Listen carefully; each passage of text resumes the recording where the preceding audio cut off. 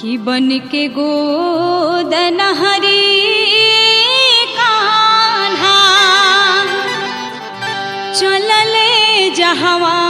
रहेली हो राधा अगौआ में घूम के कहे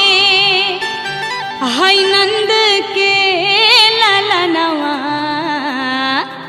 केहू गो दवाई का गोदनवा केहू गो दवाई हो गोदनवा केहू गो दवाई का गोदनवा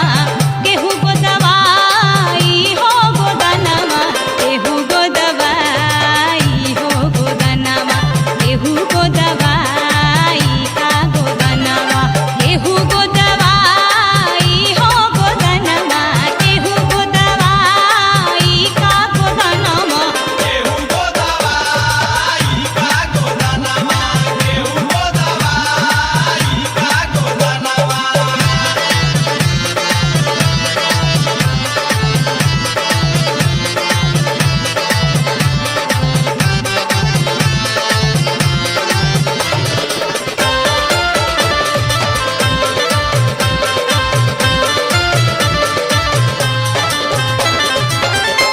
राधा जी सुन के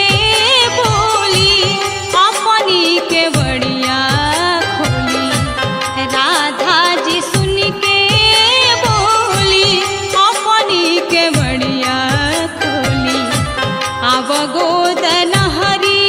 अब गोदन हरी आवा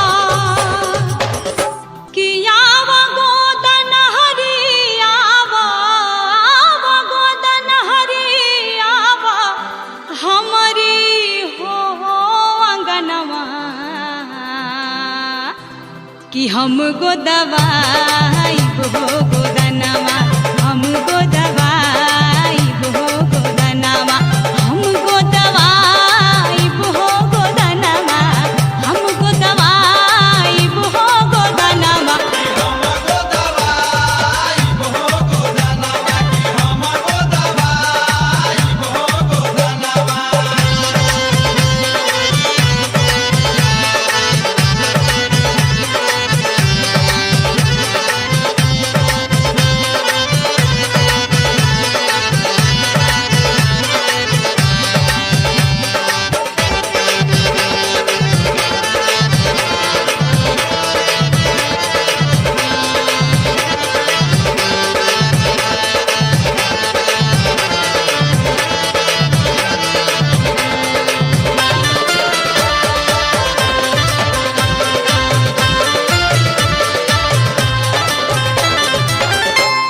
कान्हा जब धैले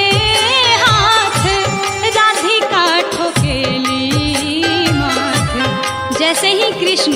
राधिका का हाथ पकड़ते हैं राधिका समझ जाती है कि ये तो छलिया है खेला ही कुछ और है कान्हा जब धैले हाथ राधिका ठोकेली माथ नारी न हौवे ता नारी न हौवे ता कि हौवे मार दनवा आ कैसे गो दवा